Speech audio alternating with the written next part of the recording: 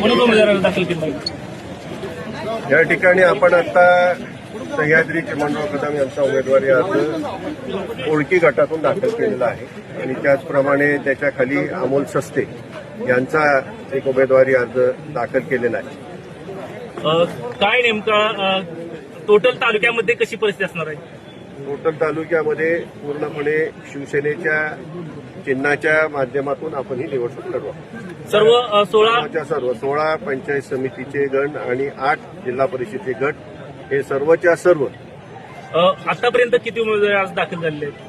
आता जवळपास सर्वच उमेदवारी अर्ज दाखल होत आहेत. काही थोडेसे मागे राहिलेत पण काही वेळात संपतात. एबी फॉर्म सर्व वाटप झाले? हो, एबी फॉर्म सर्व दिलेले आहेत.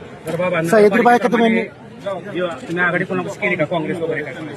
नाही, ह्या वेळेला आपण फक्त शिवसेनेच्या चिन्हावरच पूर्णपणे निवडणूक लढवत आहोत.